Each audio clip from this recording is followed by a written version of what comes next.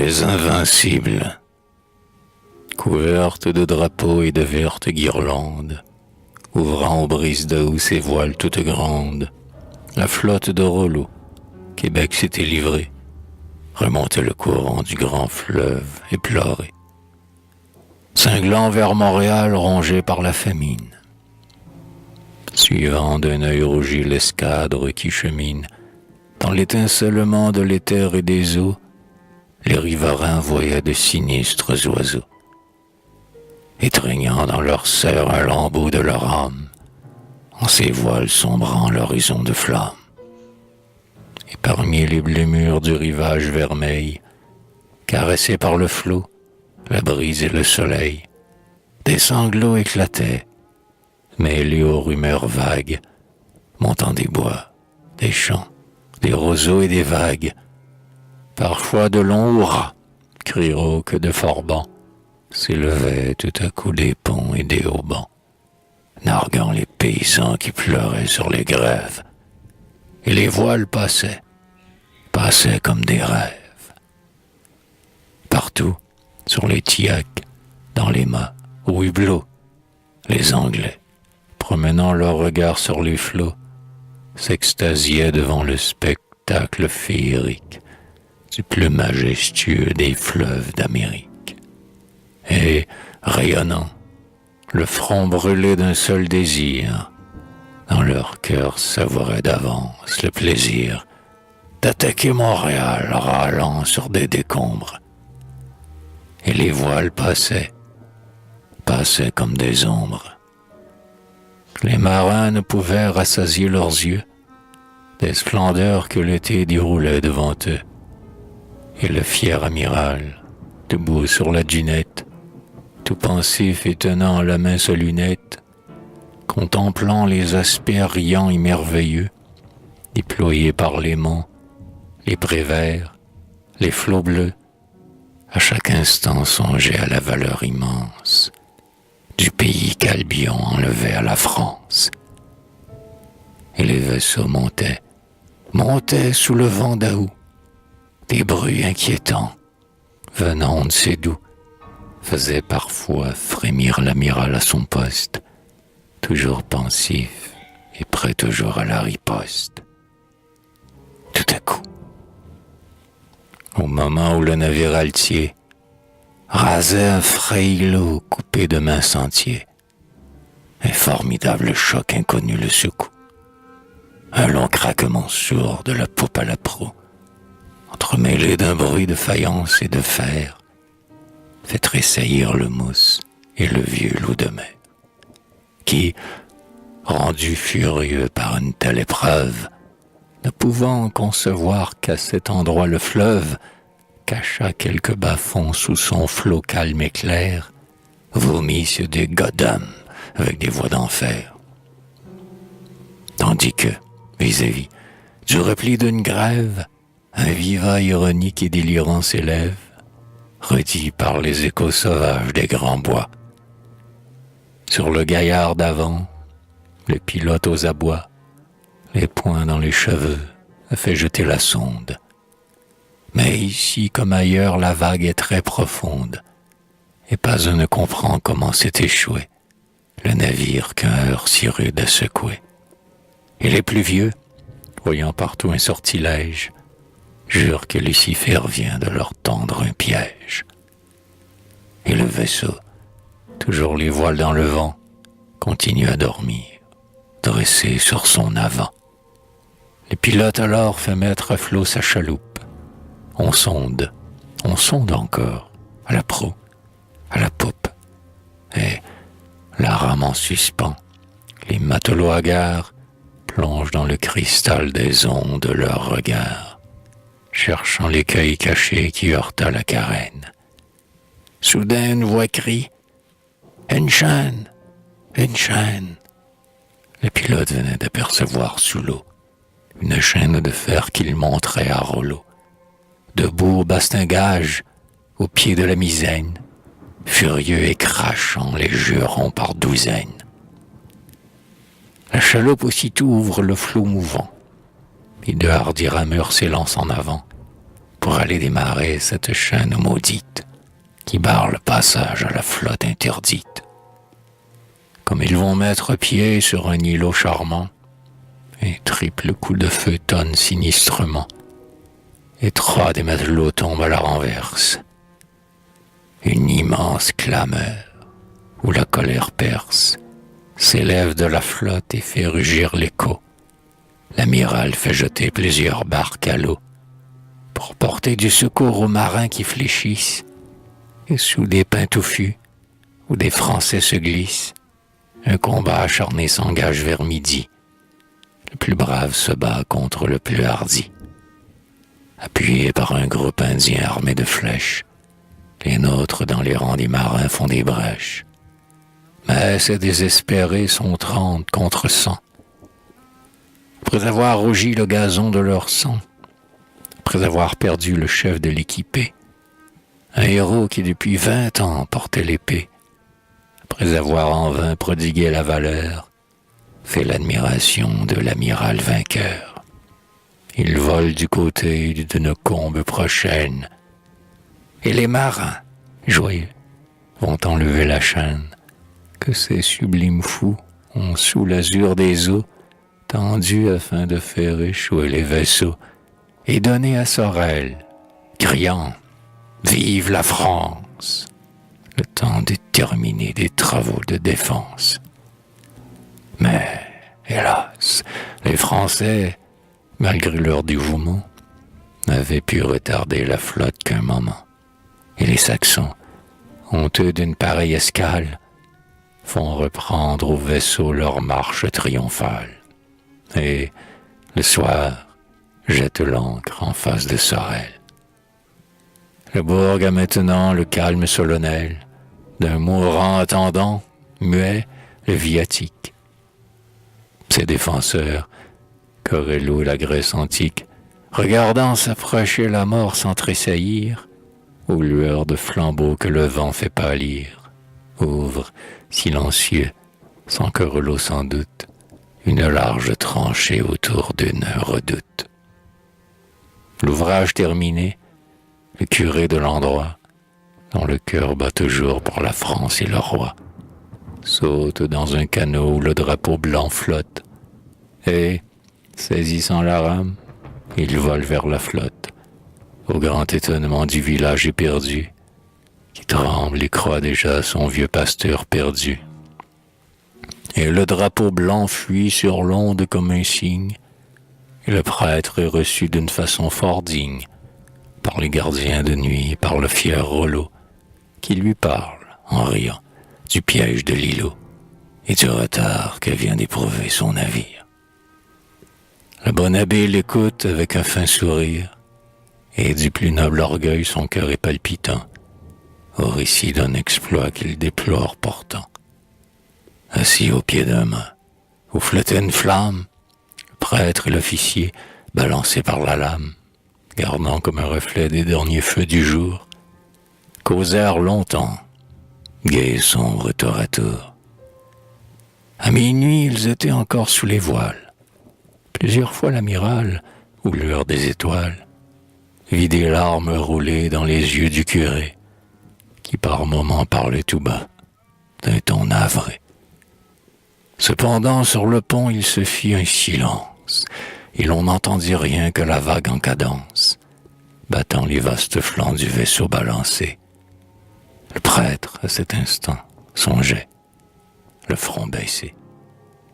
Soudain, se redressant, d'une voix tremblotante, il dit à l'amiral qui semblait dans l'attente, « Je crains fort que demain vous n'attaquiez Sorel, et son bombardement me serait très cruel.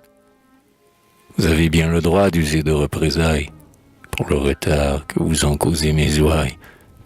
Mais moi, je trouverai plus grande de votre part de mépriser l'insulte, ainsi que le rempart contre lequel pourrait pleuvoir votre mitraille. Et puis on n'est jamais certain de la bataille. Québec tombé, déjà vous tenez Montréal.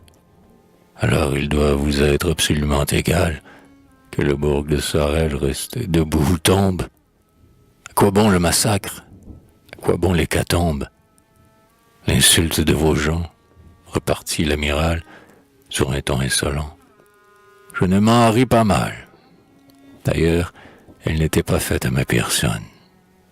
On voulait retarder, tout mon corps en frissonne. Le drapeau d'Albion, le drapeau de mon roi, le drapeau qui partout fait respecter le droit, qui semble sur les eaux la colombe de l'arche. Nul ne peut arrêter impunément sa marche, et je serais un vil capon si je passais, sans bombarder Sorel au pouvoir des Français. Et le prêtre, voyant qu'il était impossible de convertir jamais l'officier impassible, se leva brusquement, et, lui tendant la main, dit avec un accent ironique, « À demain ». On voyait alors poindre à l'horizon la lune, et comme le curé s'éloignait, sans rancune, cria du bastingage une voix de stentor. Le prêtre répondit, sans rancune et sans tort. Le canot n'avait pas franchi 2 encablures que la vigie au loin aperçut des voilures.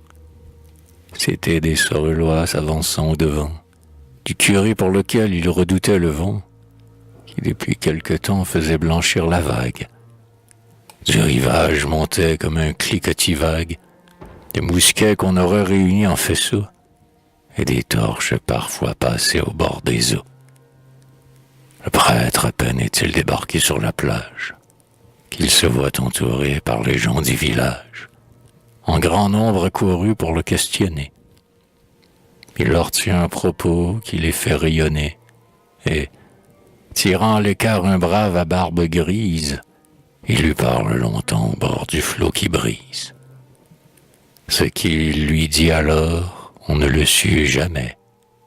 Mais, au milieu du bourg, 1 minute après, un formidable éclair déchire les ténèbres, et, faisant tressaillir un fort dans ses vertèbres, un coup de canon tonne avec un bruit de fer, qui fait vibrer l'écho comme un clavier d'enfer.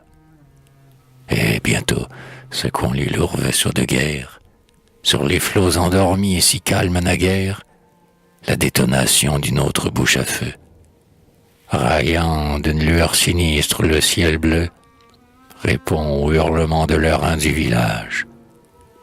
Inconscient acteur d'une scène sauvage, les 2 bronzes venaient d'échanger des défis.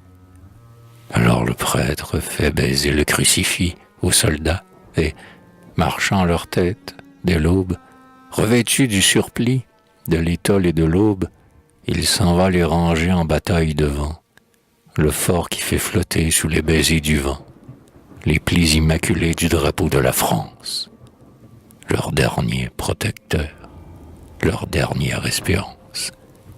Et, la main sur le cœur, longuement, avec feu, leur parle du devoir, de la France et de Dieu. Tout à coup le clairon retentit sur la grève.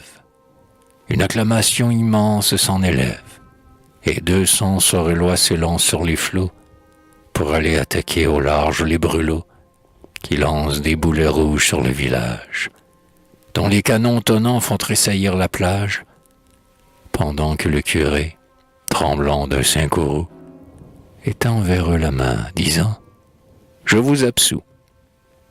Les canots qui s'en vont sur l'onde remuée, combattre les 3 mâts ont l'air d'une nuée de moustiques volants à saillir un lion.